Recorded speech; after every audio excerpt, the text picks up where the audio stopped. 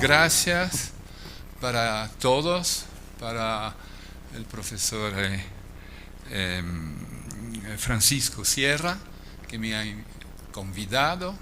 Ahora voy a hablar francés por una vez, porque habitualmente, de costumbre, se habla más inglés do que francés, pero con un excelente traductor yo pensé que sería posible.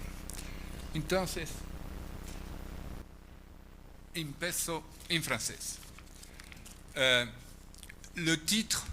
El título de mi comunicación es Del capitalismo fordista al nuevo capitalismo, hilaciones del capitalismo cognitivo para comprender la guerra de los códigos.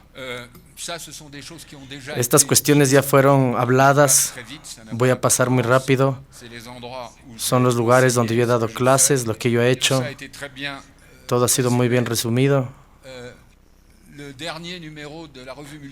El último número de la revista Multitudes aborda el tema de la robótica y el automatismo intelectual. Yo pienso muy similar a eso. ¿Cuál es el resumen? Me voy a ubicar. Vine hace un año, 24 de mayo del año pasado, en el cuadro del programa Flock Society, a presentar puntos más específicos de la economía digital y del compartir el conocimiento.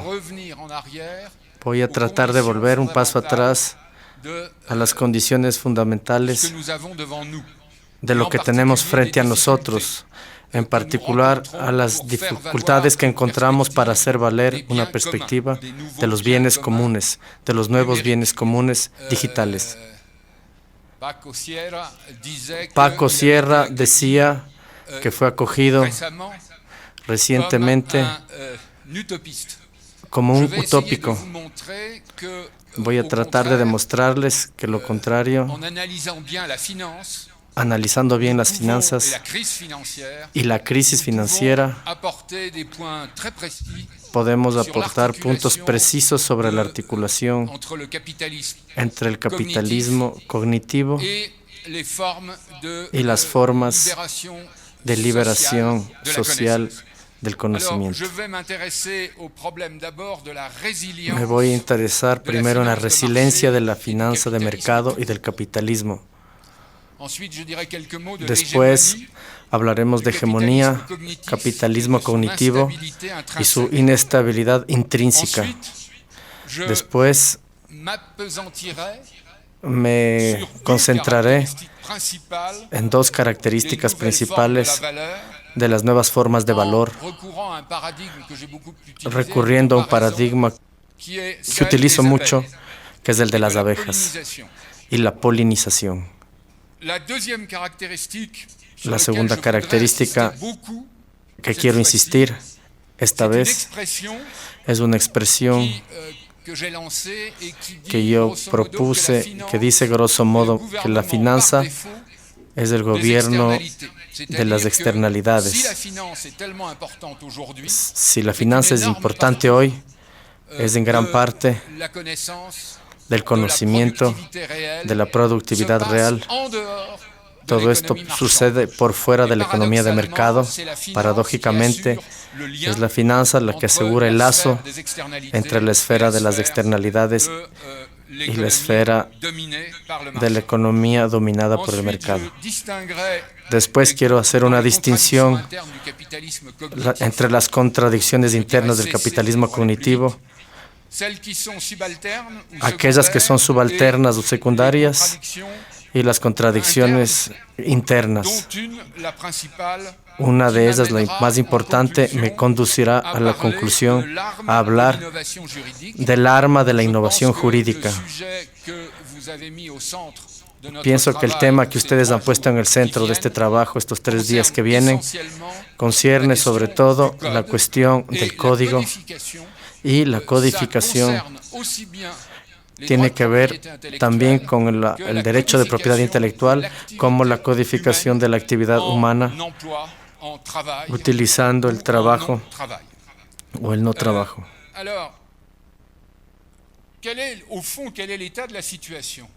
¿Cuál es el estado de la situación? ¿Dónde está el capitalismo hoy en día? Hay muchas falsas esperanzas alimentadas por la crisis. Se dijeron que ya llegó la gran noche. En realidad, si vemos lo que ha pasado desde hace 30 años, estamos en la más grande transformación desde 1750 a 1820. Una de las características de esta transformación es la formidable resiliencia de la finanza de mercado que salió de varias crisis que comenzaron en el 83, siguieron en el 96, 97 y 98, con prácticamente un crack de la bolsa de Nueva York, que siguió después con el crash de la burbuja de Internet, más adelante la crisis de subprimes de 2007 y 2008. En realidad, esta resiliencia, lo que voy a tratar de demostrar, se explica por la instalación del capitalismo cognitivo como régimen lastimosamente hegemónico. Pero este régimen tiene una inestabilidad intrínseca que nos abre nuevos espacios para iniciativas estratégicas. A partir de la crisis de 2008, la más grave desde 1929, las promesas de regulación y control, de moralización de las finanzas de mercado se multiplicaron por parte de los estados, de los bancos centrales, del Fondo Monetario Internacional. Por el lado de la izquierda, como del extremo derecha,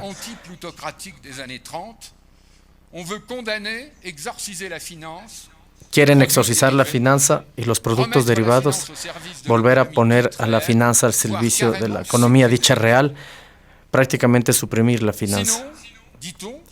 Si no, decimos, vamos a chocar directamente con un crash general. El problema es que en 7 años nada de estos dos programas no ha llegado a su meta y el capitalismo, siento decirles, está en su mejor momento.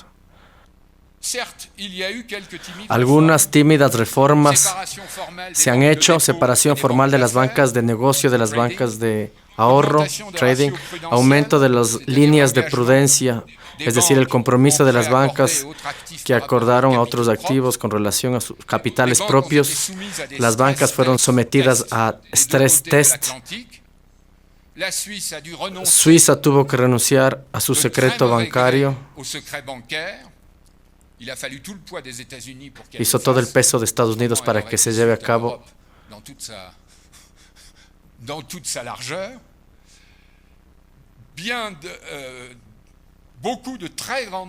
Muchas grandes bancas han sido sometidas a multas considerables.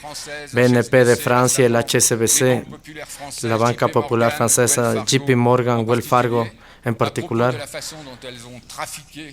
por la forma en cómo traficaron el LIBOR, que es la tasa interbancaria entre los bancos, y la recompra de bancos quebradas después de la crisis de subprimes.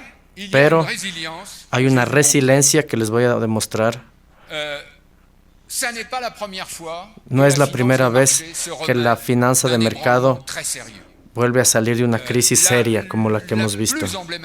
La más emblemática es sin duda la del fondo LTCM, Long Term Capital Management, que era un fondo de riesgo hedge fund fundado por Merton y Solés. Uno de los dos creo que falleció, pero el que fue gratificado por un premio casi como el Nobel por haber calculado el valor de las acciones.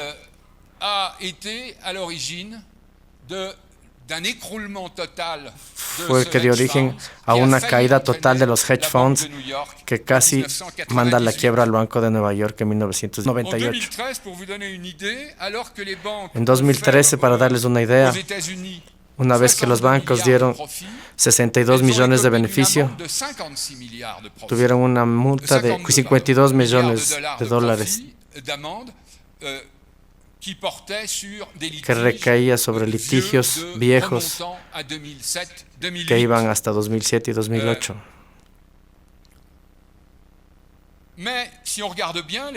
Pero si vemos bien las redistribuciones astronómicas de los presidentes de la sociedad, las primas de los traders, la optimización fiscal de Irlanda y Luxemburgo, veamos el escándalo de LuxLeaks, permitieron al GAFA, Google, Amazon, Facebook, Apple, de pagar impuestos ridículos y sus actividades de paraísos fiscales siguieron adelante. 6 años más tarde, cabe constatar que el aspecto financiero, siempre hipertrofiado, sigue girando cada vez más rápido. El mercado de productos derivados se eleva a más de 700.000 millones de dólares, el equivalente a 10 veces el PIB mundial.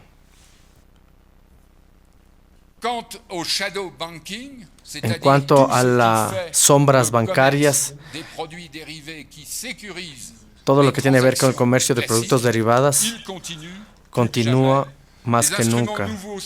Nuevos instrumentos comienzan a intervenir que antes no existían a partir de 2007, como el trading out frequency, que representa la mitad de las transacciones. Constatamos nuevamente otras formas de titularización en la cual las deudas pueden servir de garantía para nuevos préstamos. Y eso nos hace recordar a algo parecido a los subprimes. Este fenómeno juega tanto para las obligaciones de Estado como para las obligaciones de las acciones privadas. Dos esquemas, según el premio Nobel en memoria de Robert Shiller, que nos ha permitido más o menos prevenir la crisis de 2007. La relación de ganancia de una acción o de un beneficio ajustado a un ciclo económico se eleva en Wall Street a 27, un nivel jamás alcanzado antes en 1929, 2000 o 2007. Otros signos de exuberancia irracional se manifiestan, como la multiplicación de empresas dichas zombies, por ejemplo, en las biotecnologías, que seguimos esperando los resultados de las terapias genéticas y que tienen una facultad de drenar los capitales sin hasta ahora presentarnos resultados en el mercado, ni tampoco una generación de cash.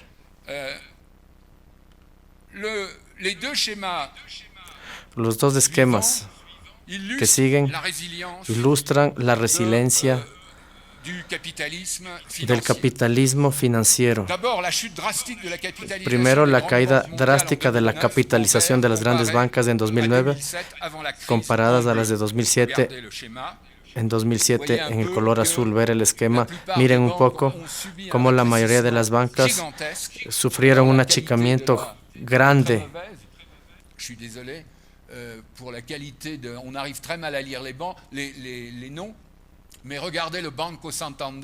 Pero fíjense en el Banco Santander, la línea de abajo, la tercera a la izquierda, el Citigroup, JP Morgan, para situarnos. Miren un poco de qué manera Citigroup, ustedes agarran su capitalización en la bolsa antes de 2007 y la agarran en 2008 y 2009 y van a ver, después de 2007 van a ver un poco la caída que se ha producido. Pero miren, después de esa caída, lo que sucedió.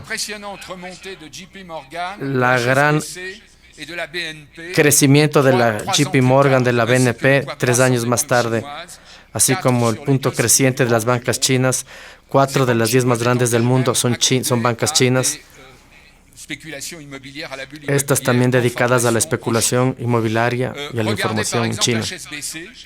Miren HSBC, cómo fue creciendo su capitalización en azul. Miren 2015, miren 1997, 2012, 2013. Estamos más o menos en el mismo nivel antes de la crisis. JP Morgan hace mucho más, que había visto una caída de su capitalización hasta la mitad. Ahora ya sobrepasa los resultados que tenía en 2007. El Banco Santander crece lentamente, ya que fue uno de los afectados al final en la crisis por fenómenos de pirámides y de corrupción pura y simple. Miren algunos que no se levantaron, como la Royal Bank de Scotland y el BNP de París, que a duras penas logra remontar. Tuvo que pagar una multa de 9 millones en Estados Unidos. Miren ahora cómo crecen las bancas chinas. Es impresionante. Las 10 primeras bancas del mundo, 4 de las 10 son chinas, las más importantes del mundo. Si queremos ir, lo que pasó en la crisis es esto. Llegó la China y eso se tradujo. Llegó y se convirtió en una competencia del FMI. Los norteamericanos se negaron a incrementar su parte de mercado si la China no se abría, algo que no hizo. Una crisis loca. La crisis financiera tradicional no se dio, no hubo una quiebra generalizada.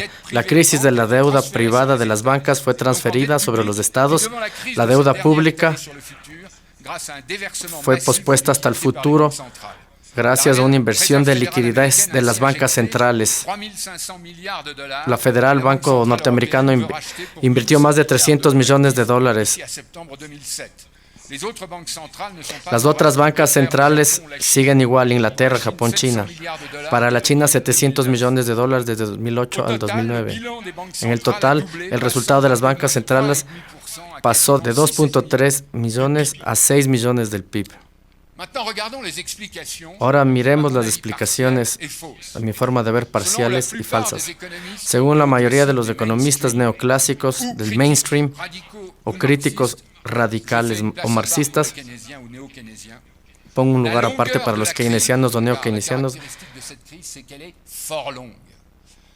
Lo característico de esta crisis es que es de largo plazo, tanto en economía, desde 1974, que en la finanza, de forma recurrente, y la última crisis, apenas estamos saliendo. El largo de la crisis vendría de políticas laxas en materia de créditos, crisis de beneficios que afectan las inversiones y gastos públicos excesivos.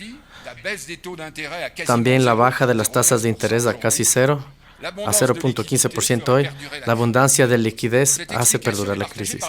Esta explicación la comparten los dos lados. Los críticos de las políticas neoliberales con los neokeynesianos agregan que hubo poca inversión de esa liquidez en la economía, entre comillas, real, mucha especulación, mucho capital ficticio. Por ejemplo, una obra clásica es la obra de Michel Lusson sobre eso.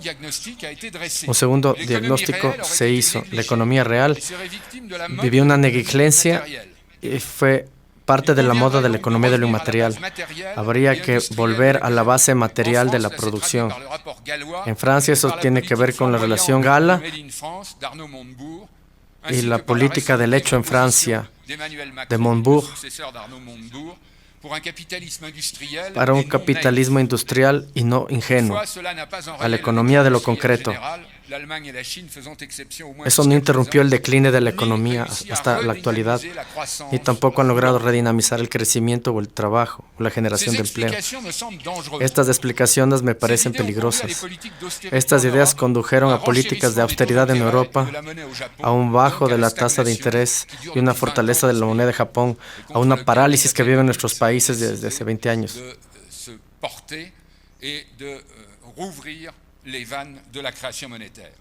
Y ahora quieren reabrir la línea de la creación monetaria.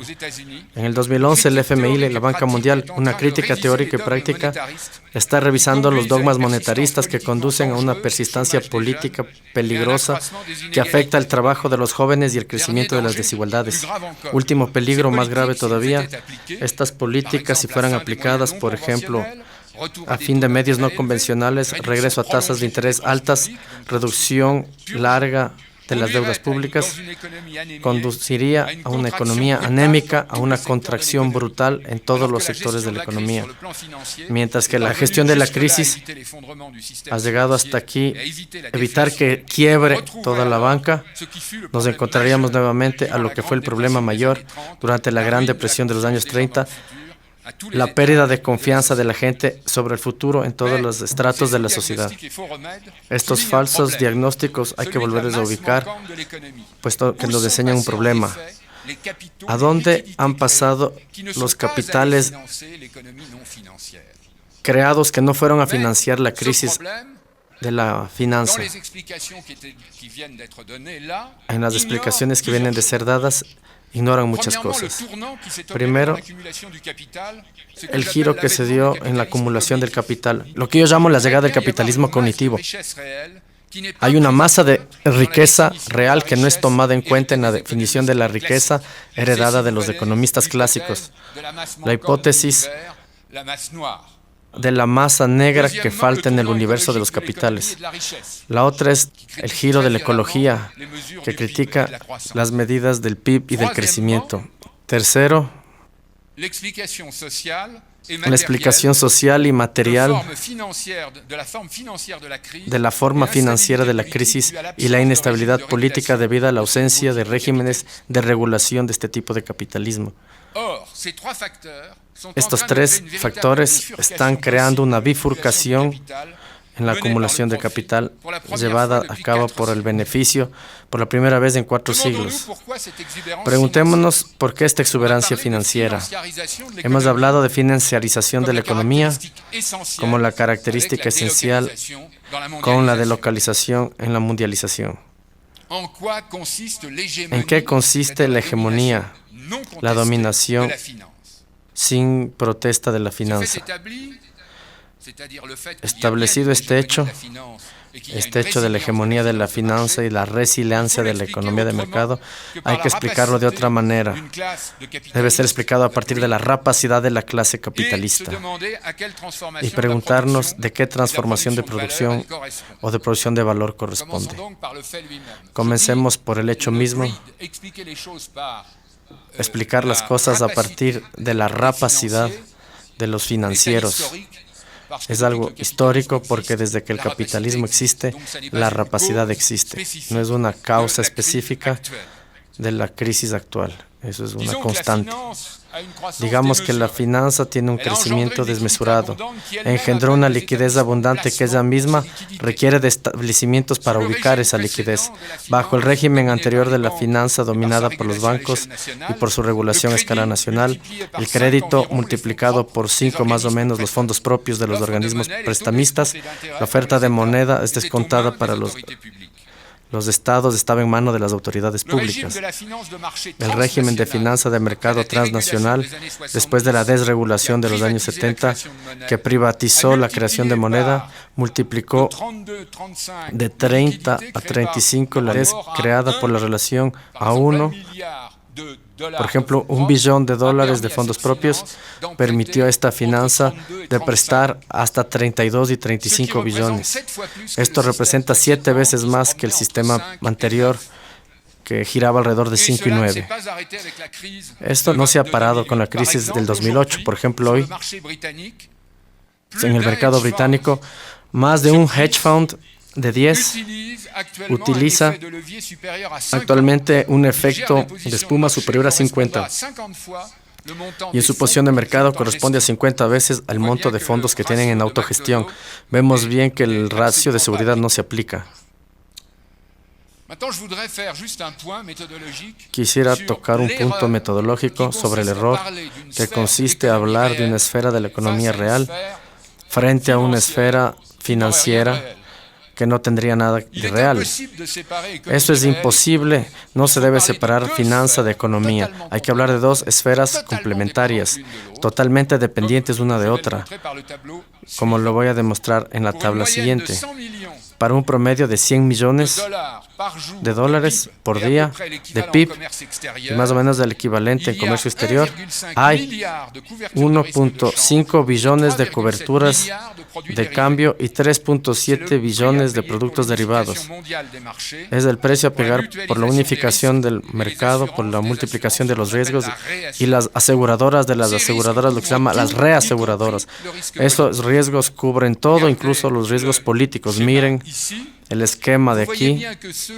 Pueden ver que aquellos que disfrutan hablando de la desproporción entre la economía financiera y la economía llamada real, En este sentido, pueden decir, sí, hay mucho, pero al mismo tiempo hay que darse cuenta que los 100 millones por día de PIB no existirían si no existirían los 1.500 billones o millones de cobertura de riesgos y los 3.700 millones de cobertura de los diferentes productos derivados, lo que llamamos la segurización en inglés. Los mercados derivados se elevan a 700.000 billones de dólares, 10 veces el PIB. La finanza de las sombras escapa a la regulación, sigue desarrollándose. Incluso en el propio seno de la economía oficial, traten de preguntar a BNP lo que ella hace en sus paraísos fiscales, en las Antillas, y van a ver que está muy bien documentado y al mismo tiempo el BNP sigue y dice que es transparente en el manejo de sus finanzas. Esta interdependencia explica la solidez global a pesar de su fragilidad. Hay que preguntarse por qué la finanza privada ha sido tan requerida, que es lo que a nosotros nos importa. ¿Cuál es el verdadero sentido de esta finanza desregulada? La gigantesca creación de liquidez fue creada por varios factores.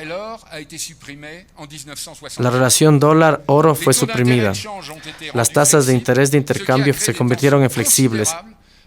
Esto generó tensiones considerables para las empresas y los estados que tenían que prevenirse creando contratos de compra al términos de intercambio, lo que se convirtió en una de las fuentes mayores de los derivados.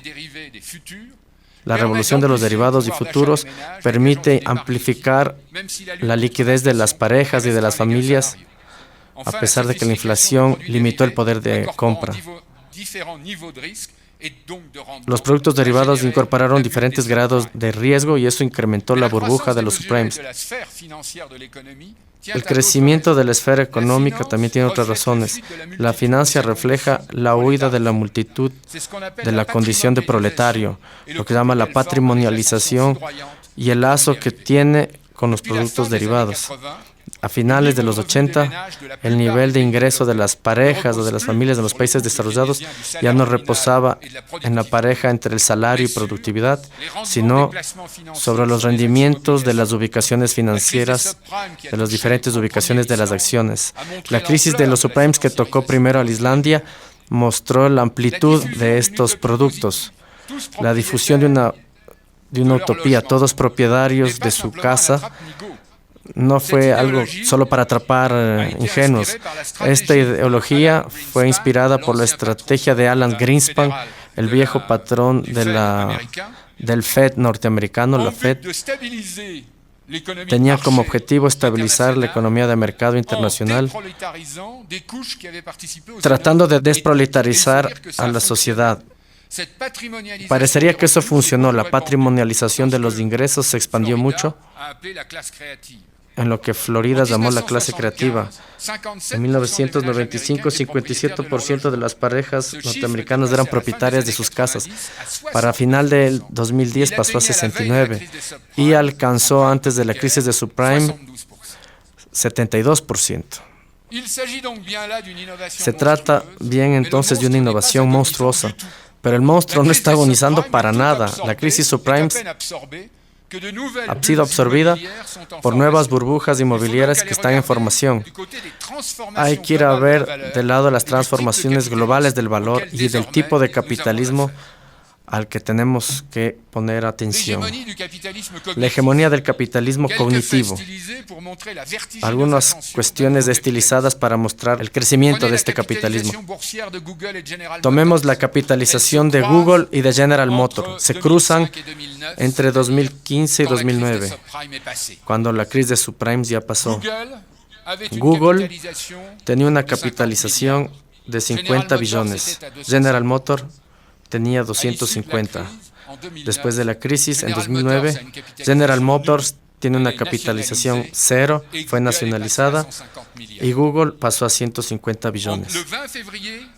El 20 de febrero de 2015, Apple, Amazon, Google y Facebook son más fuertes representan una capitalización más fuerte que el conjunto de las empresas francesas que están en el CAC 40 de la Bolsa de París.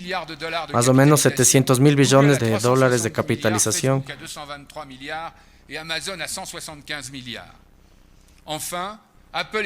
En fin de cuentas, Apple y Google sobrepasan Exxon. No hay más bello símbolo que Exxon y las energías fósiles, a pesar de que están tratando de reconvertirse en otro tipo de energías, un poquito alternativas. Pero lo que está claro es que los GAFA dirigen el mundo y hay que agregar detrás de ellos Microsoft, Cisco y otras empresas como Xerox que trabajan a partir del Big Data en los objetos conectados y las máquinas vinculadas a ello. Estas empresas son el emblema de la apropiación de lo digital, pero no solamente eso. El capitalismo cognitivo representa una tercera forma de capitalismo después del mercantilismo y del capitalismo industrial, que podemos datarlo entre 1870 y 1975. La discontinuidad es cada vez más brutal y revolucionaria e inestable. La larga depresión del siglo XIX y la gran depresión de los años 30 abrieron un cambio en el modo de regulación del capitalismo estudiado por Marx, pero no las bases del capitalismo. Ahí vemos un cambio sistémico. Estamos, de mi modo de ver, en lo que Marx ya veía, en lo que se llama el fragmento de las máquinas, en el Grundrisse, que fueron escritos sobre la verdadera crisis financiera del capitalismo industrial y sobre lo que Marx dejó un poco pasar el análisis del capital, que fue publicado mucho más tarde. Y los mismos definiciones del capitalismo cognitivo. En el capitalismo industrial, la acumulación tenía que ver con las máquinas y la organización del trabajo. Se ocupaba de la organización de la producción material y cómo se organizan los trabajos en las tareas. En el capitalismo cognitivo, la acumulación reposa sobre el manejo del conocimiento, la producción de innovación, es decir, sobre las inversiones inmateriales que ya sobrepasaron desde 1985 la suma de las inversiones materiales. En un sistema como este de acumulación de conocimiento, lo que está en juego es la captura de beneficios a partir del saber y la innovación. Las cuestiones de propiedad intelectual, su localización en las redes, su dependencia de alianzas de gestión de proyectos, se convierte en metas institucionales y organizacionales determinantes. La estrategia de los principales actores son dirigidas por búsquedas de posiciones espaciales, institucionales, organizacionales, que les permite insertarse en procesos innovantes y creativos y sacar sus beneficios. La empresa se convierte en un dispositivo que trata completamente de capturar las externalidades positivas más allá de sus fronteras tradicionales. Hay entonces un problema de perímetro, de norma, que se aplica en la evaluación del valor de estos últimos. El riesgo crece, la firma se convierte en material más volátil, se convierte muy difícil de evaluarla. Un profundo cambio se produce en los procesos de trabajo con el uso masivo de las tecnologías digitales de la información y la comunicación. El control de la informática y la interconexión permanente de la información vía Internet juega un rol crucial, mecanizando operaciones cerebrales lógica simple, reduciendo el valor y poniendo a la luz, al contrario, el valor de los procesos complejos de aprendizaje y acumulación de capital intelectual. La naturaleza de la explotación se mueve de la fuerza de trabajo a la fuerza de invención y creación. El trabajo ya no está reducido a mercancías o máquinas, tiene que permanecer vivo e inteligente a lo largo del ciclo de producción. Es lo que ya traté de mostrar en el artículo Marx en California. Este capital intelectual permanece vivo. Su acumulación tiene que ver con la subjetividad, la atención, la creatividad. El carácter inmaterial de la producción, que era una característica emergente y que alimentó, gracias a la ciencia, el desarrollo, la industrialización. La producción inmaterial, que es una característica emergente y que llegó mediante el desarrollo y la ciencia y la industrialización, logran ser dominantes e inmateriales e intangibles. pero son temas que no son fácilmente definibles o codificables, que son inmateriales, uno, o aquellos que no se pueden codificar, que son muy complejos y que cristalizan el clímax del valor agregado, y ellos captan mucho más valor. La codificación de los inmateriales como el saber, la reputación, la ciencia, el derecho intelectual, los derechos de patente, de autor, de marca y todos los derechos de autor que llamamos conjunto de derechos o bundle of rights se ponen en cuestión. La codificación del trabajo de productor de valores salariales logran ser muy difícil de ejecutar. Muy difíciles. La unificación, el derecho burgués del uso del rédito, donde podemos tener el uso o el usufructo. La transferabilidad del abuso o de la alienación irrevocable se ponen en duda para darle ventaja al acceso. Esto crea una inestabilidad profunda y una nueva batalla de cercos en el capitalismo cognitivo. El código que teníamos ya no es eficaz.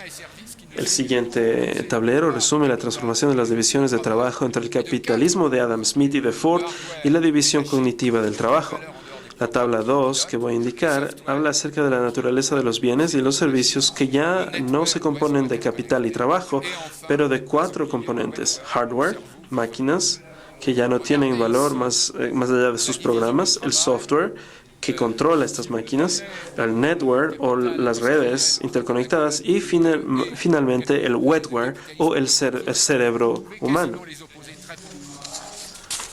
Vean la división del trabajo. Sí pueden ver el capital industrial que está en el medio y el capitalismo cognitivo. Podemos casi verlas en paralelo. El trabajo es esencial y vemos el origen en la competición, en los orígenes,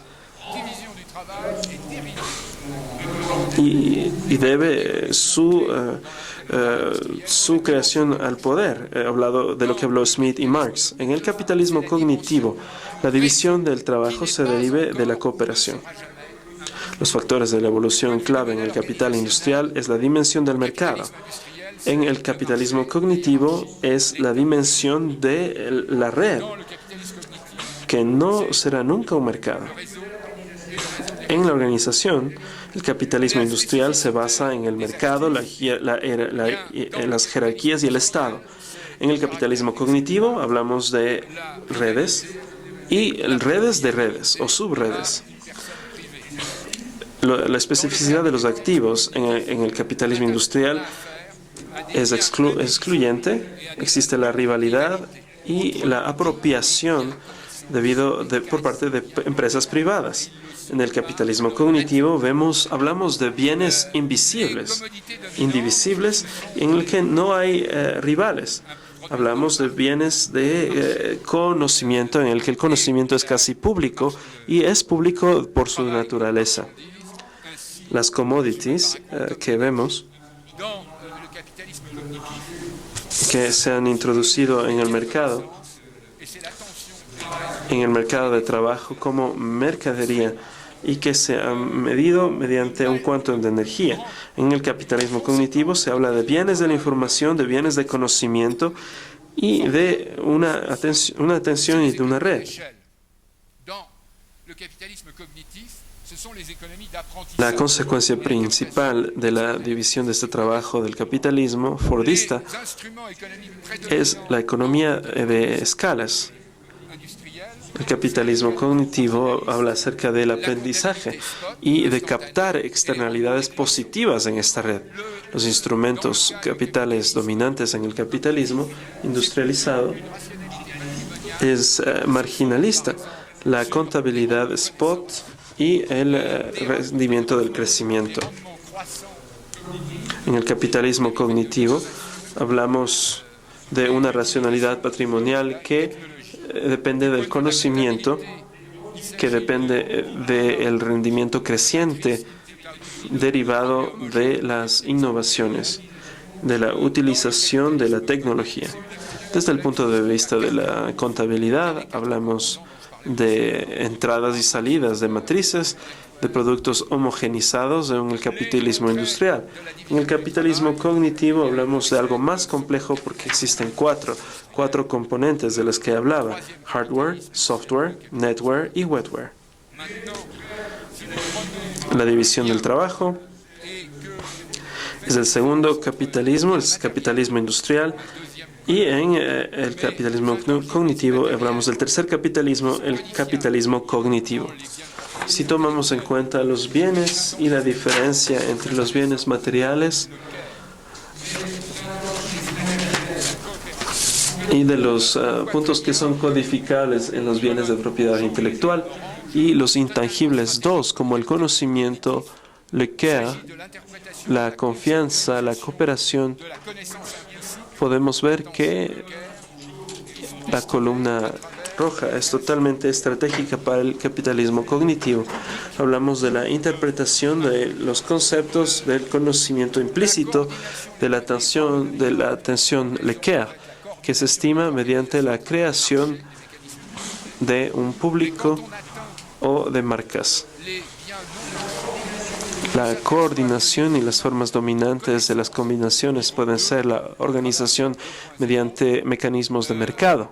Pero cuando hablamos de bienes no tangibles, nos damos cuenta de que el conocimiento de nivel 2 a través del Web 2.0 puede ser afectado por coordinaciones a través del mercado y la planificación mediante precios administrados. Pero si ven la columna verde, que es la línea verde, si tomamos en cuenta la producción mediante el fenómeno de polinización, que no se toma en cuenta, hablando del factor externo 2 o externalidades 2, como una condición de la supervivencia de la biosfera, de las condiciones de la nosfera, que son las actividades intelectuales. Nos damos cuenta que hay interrelaciones que pueden ser controladas por agentes mediante el Web 3.0. Y ahí hablamos de la cooperación mediante nuevos instrumentos informáticos que logran ser alternativas a la organización mediante gobiernos o mediante el mercado.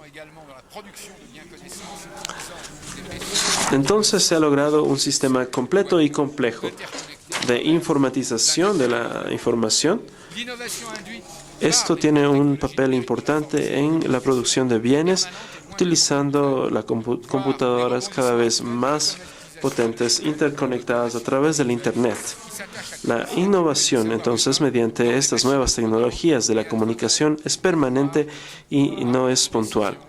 Notamos entonces una automatización intelectual que codifica el conocimiento humano en máquinas que tienen inteligencia artificial, cajas negras, con nuevas redes y nuevos algoritmos que pueden aprender y decidir. Ahora vemos un nuevo paradigma, un nuevo modelo sociotecnológico. La característica sistémica del capitalismo cognitivo es endógena. Las facultades de aprender lo desconocido son incorporadas en el proceso de valorización y llegan a ser la parte dominante para escoger un sistema de acumulación y de inversión de recursos financieros. El modelo smithiano se pone entonces en cuestión. Se pone en duda mediante la especialización del tamaño del mercado. La innovación llega a ser más importante mediante los productos de la estandarización o normalización. Los productos conectados son más eficientes y logran hacerlo mediante cooperación. La economía basada en el conocimiento es cada vez más importante que el mercado de competencia. La inteligencia de los ecosistemas conducen a respuestas inteligentes, a preguntas no programadas que son una fuente esencial del valor. La creación de las empresas ya no es el corazón del sistema. La fábrica tiene su equivalencia en las universidades del capitalismo cognitivo. El desempeño individual es reemplazado por el desempeño global, de equipo, de un territorio. El gobierno local se traduce en un gobierno de una sociedad. se logra una coproducción, un consume user o consumación de usuarios, como lo indica Bernard Stiegler, o el consommateur, que significa el actor del conocimiento, que consume. De esta manera defino entonces el capitalismo cognitivo. Trata entonces de apropiarse de las externalidades positivas de las redes. Ha sido producido por los humanos, por procesos de singularización y de individualización. El capitalismo cognitivo es entonces la forma de acumulación de medios materiales y dispositivos jurídicos e institucionales mediante la captura de plataformas numéricas de tipo Web 2.0, quiero decir interactivas, que buscan a captar la interacción de la multitud humana, de la humanidad. Existen dos características de las que debemos que hablar. Y quiero explicarles un ejemplo, un paradigma. Las abejas son el símbolo de la actividad productiva. Por eso Napoleón se habló después de la revolución, utilizó la flor de lis. Y no utilizó el lis, sino más bien la abeja para el primer imperio. Y la abeja era entonces el símbolo de Napoleón. Más allá que las hormigas contra la cigarra, el valor económico de las abejas se hizo tangible por su disparición. Y compararlos a la actividad productiva humana. ¿Qué hacen las abejas? ¿Qué producen? Ellas viven en sociedades numerosas organizadas, como las hormigas y las termitas. Necesitan una colmena, ya sea natural o artificial. Trabajan y acumulan recursos necesarios para su supervivencia y su reproducción. ¿Pero es todo lo que hacen?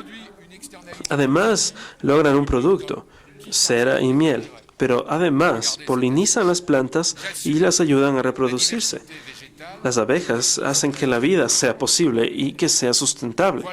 Tienen entonces una actividad positiva para todo el ecosistema. La diversidad vegetal se debe a las abejas.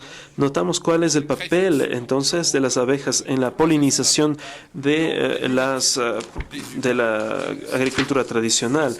Vemos un 70% de legumbres que son polinizadas por las abejas. Y notamos acá entonces el papel fundamental de las abejas como una fuente fundamental para que exista alimento para la humanidad. ¿Cómo podemos medir el valor económico de este factor externo, la polinización? Lo medimos mediante el factor de la disparición de las colmenas. Este síndrome se esparció por el mundo entero. La evaluación económica, aunque no hablaremos de eso, llega de un valor anual de las abejas que varía desde 153 a 790 billones. Y para la naturaleza en estado salvaje hablamos de 1.000 a 5.000 billones. Para el valor de la miel y de la cera comercializada en el mundo hablamos de más de 1 millón. Aquí podemos ver entonces el mapa de la destrucción de las zonas de las abejas, las zonas que fueron afectadas por la desaparición, este síndrome de desaparición de colmenas, y 2 años después notamos entonces que los científicos lograron evaluar que también llegó a Nevada. Ahora vemos que la totalidad de los Estados Unidos ha sido afectado por la desaparición de las abejas. Resumimos esto, a la derecha vemos 1 billón por año, el trabajo del apicultor y de la producción de miel, y vemos aquí en la línea punteada la contribución de la polinización de las abejas, la agroproducción, un 80% de las frutas, las legumbres. Aquí vemos el valor en billones anuales, y notamos también algunos otros puntos de 5.000 a 1.000 billones por año para la producción en la naturaleza en estado salvaje. ¿Qué es lo que aprendemos de esta metáfora, de este ejemplo, el paradigma de las abejas? Es tomar en cuenta la totalidad en la que notamos que la producción total era entre 153 y 5.000 más grande que el valor de los productos. El valor de las actividades humanas y la producción de actividades humanas tienen una característica sustentable, de acuerdo a la definición de Marx de la producción, y que se olvidó por la parte de economistas que dicen ser marxistas. La producción de la biosfera y entonces de la modificación mediante de los humanos que han sido tan poderosos utilizando la tecnología, no es más, se debe recordar.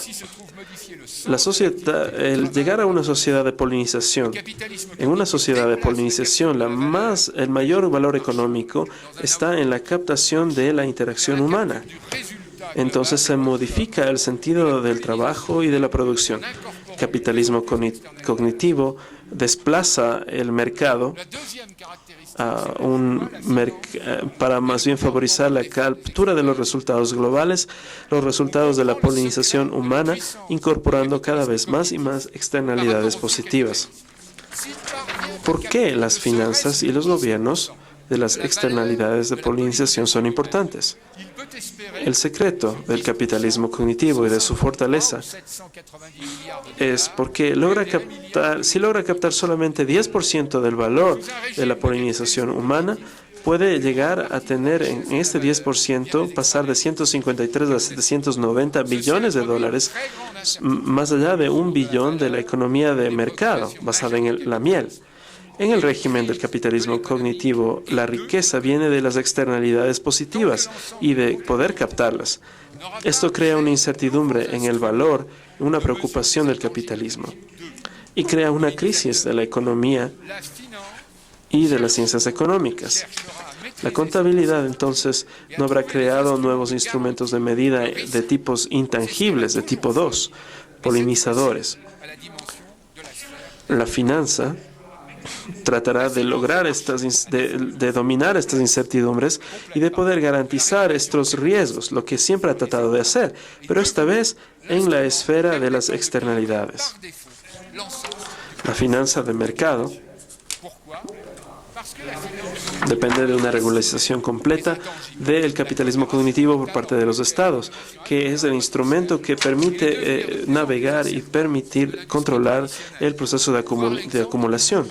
Las finanzas nos permiten medir lo intangible, nos permiten medir el potencial, la innovación y cada vez medir esta dirección de incertidumbre. El Whitwell, por ejemplo, toma en cuenta la contabilidad saliente de las bolsas mercantiles, más allá de los libros contables. Y esto puede ayudar a reevaluar más del 70% de empresas. Esto ya no lo vemos en los mercados. Existen personas que están dispuestas a comprar empresas que en papeles no valen mucho, pero que están siendo compradas para lograr especulación. Criticamos a las finanzas, pero reconocemos que existe un factor positivo en la economía de la grandeza, porque la finanza logra explicar mediante factores las transformaciones reales de la economía y el avenimiento del capitalismo cognitivo. Hablamos de marketing y de finanzas, pero mire lo que está sucediendo hoy en día. Tenemos intangibles 2, las opiniones y la percepción que saturan a las finanzas. No solamente en la especulación bursátil, en todos los mercados bursátiles del mundo, pero si logramos agentes de notación, podemos tener opiniones y valores percibidos y de lograr gobernar la mayoría de los agentes presentes en el mercado. Vemos lo que está sucediendo y de proponer anticipaciones que tratan de explicar una gobernanza. Logramos entonces a la verdadera explicación de la crisis y de su forma financiera. La crisis no se debe a un efecto de palanca, a un multiplicador de crédito de 35, de 5 a 9 veces los fondos propios. La expansión monstruosa de la finanza se debe a una crisis en el denominador. Si no cambiamos el denominador para tomar en cuenta la multiplicación de la riqueza, tenemos un riesgo de destrucción ecológica que equivale a la muerte de las abejas bajo los pesticidas y los fertilizantes. No entendemos por qué existe un multiplicador, un factor de aumento de 7 del crédito, pero vemos que existe una necesidad de una riqueza de las redes. Por eso, un crecimiento de este multiplicador de crédito no llevó a una crisis que ya no funciona basándose en la antigua economía industrial. No somos nosotros Don Quijote. ¿Quién es Don Quijote? Son aquellos que se mantienen apegados a la contabilidad antigua, que son reaccionarios y que no están actualizados, que se obstinan en el capitalismo anterior. Ahora vemos la tendencia del capitalismo cognitivo. La primera columna indica la estabilización y indica un denominador de fondos propios multiplicado por 5 a 8. Vemos las finanzas de mercados en crisis que se ha multiplicado de 25 a 35.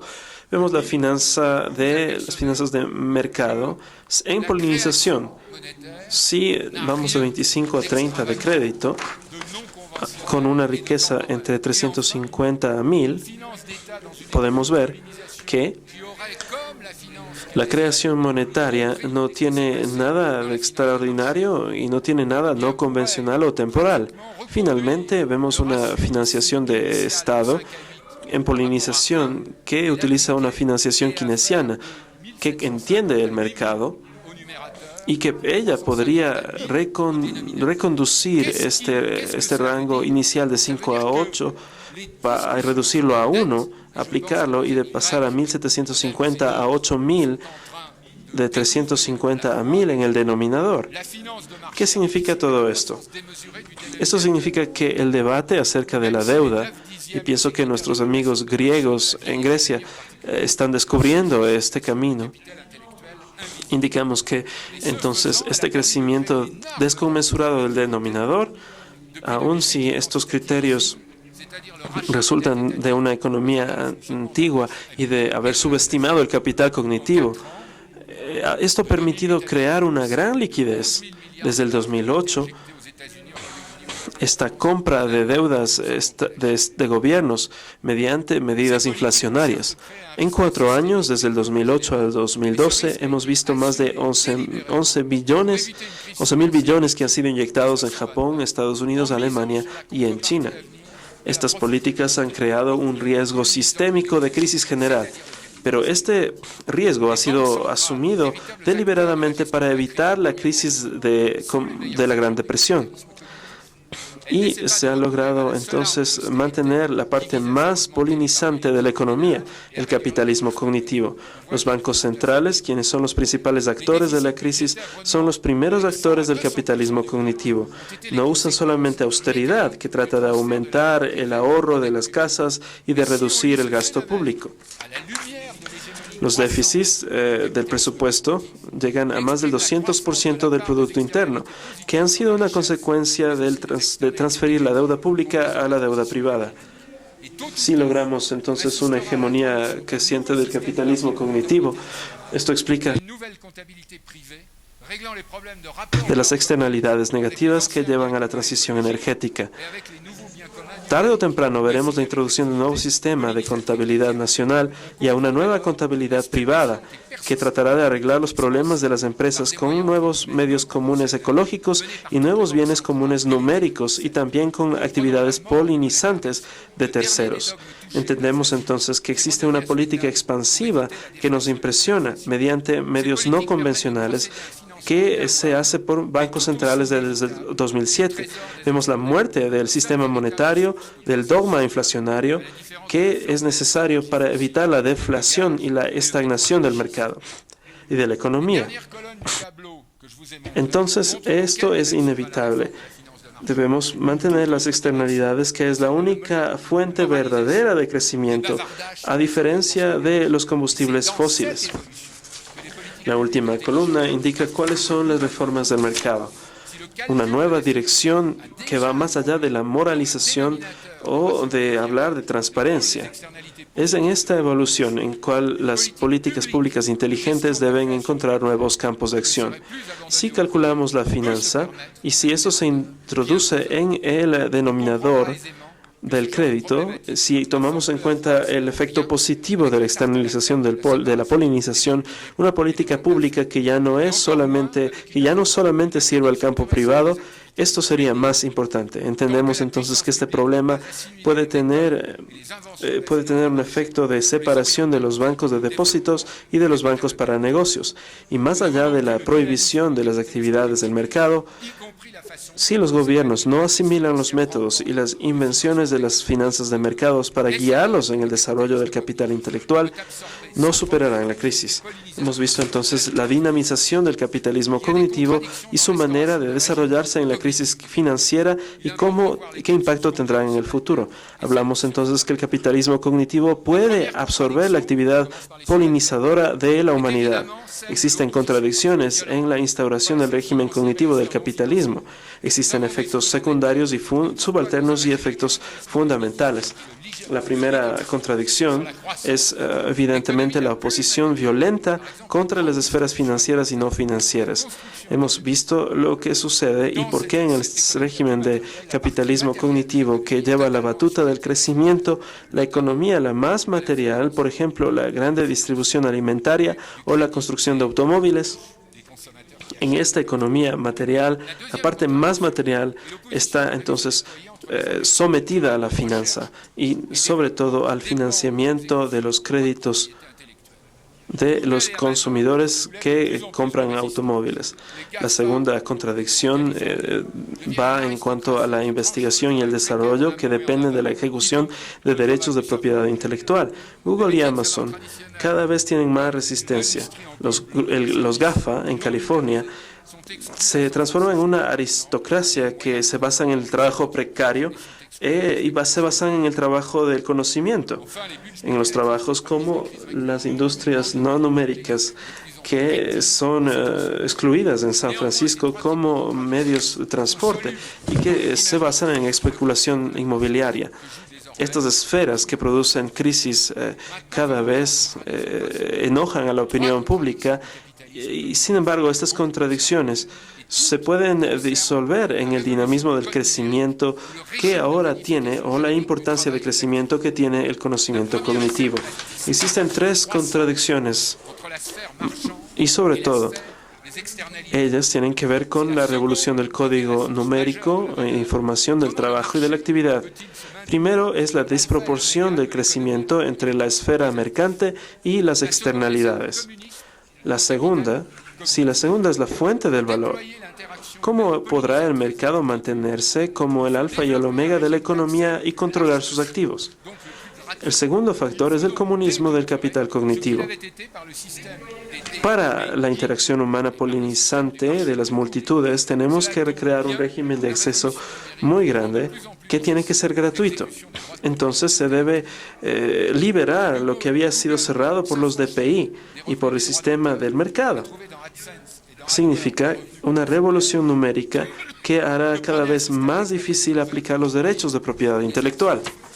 Google puede entonces liberarse de los derechos de autor y entonces utilizar AdSense y AdWords y utilizar ganancias de publicidad.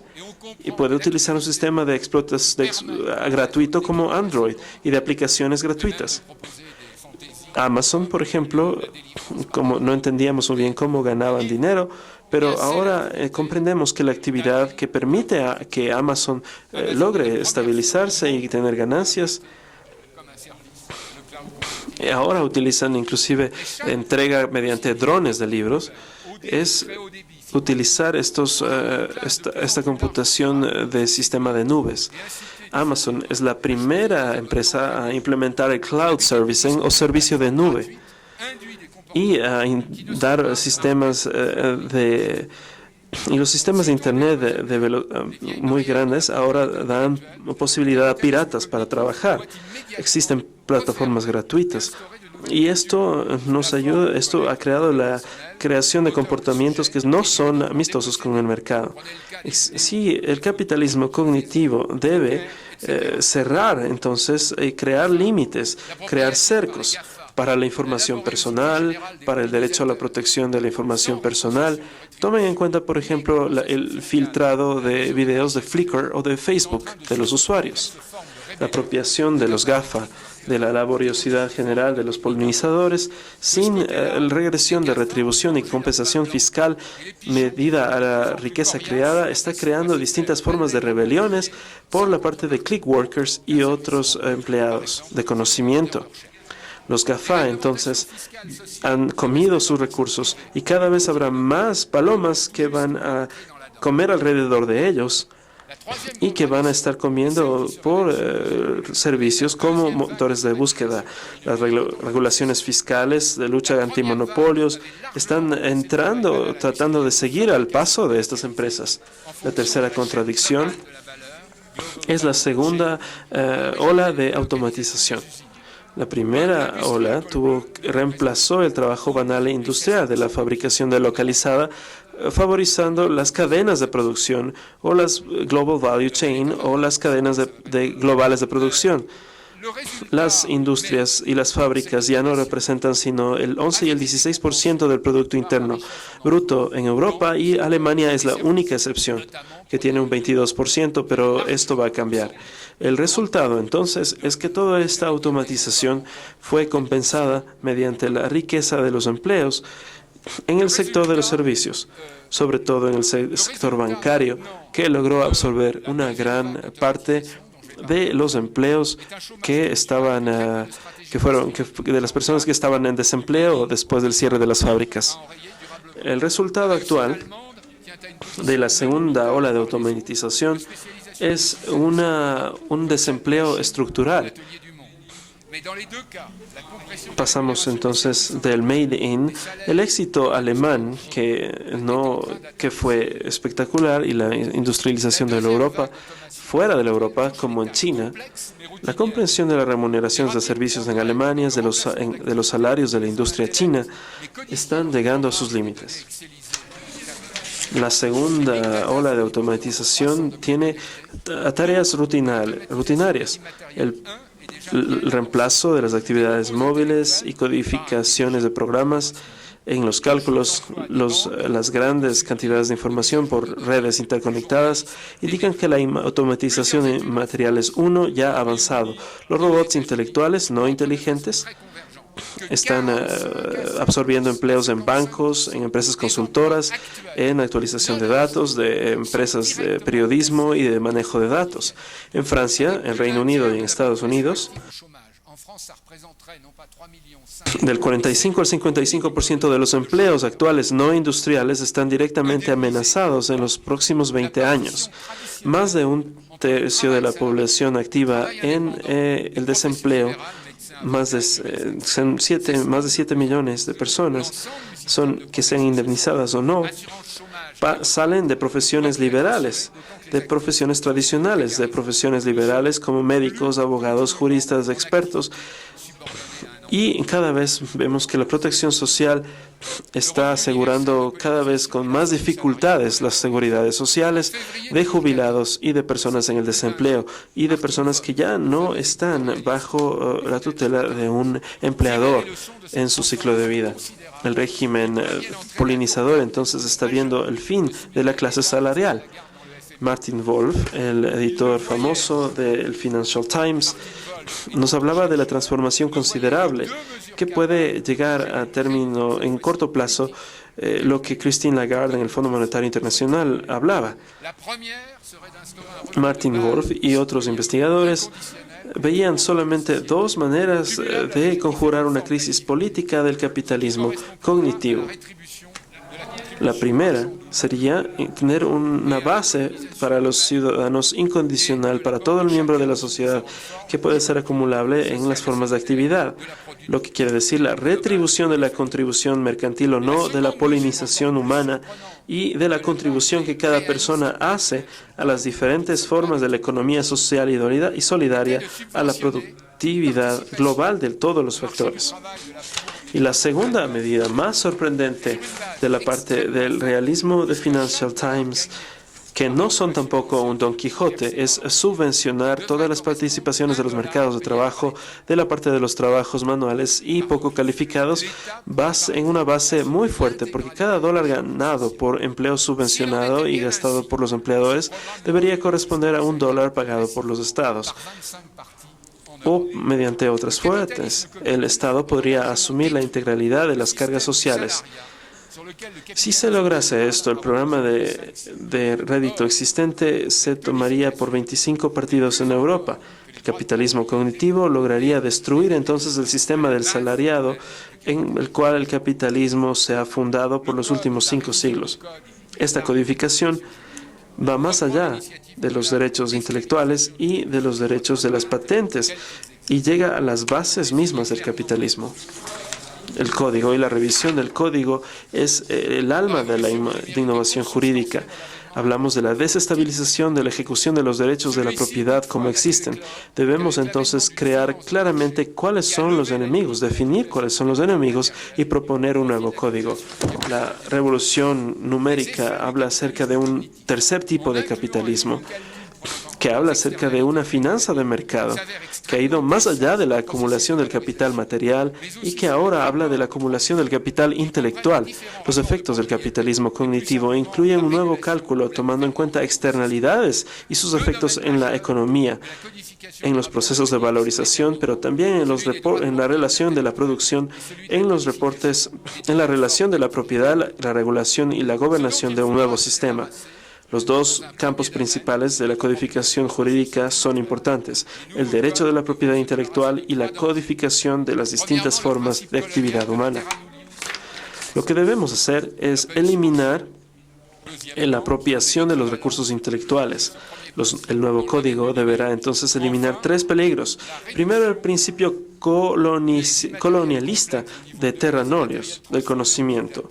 La open source o el software libre, que es un principio en el campo numérico, y la reducción de los complejos inmateriales del nivel 2 y transformarlos en Big Data o en nuevas matrices de cálculo.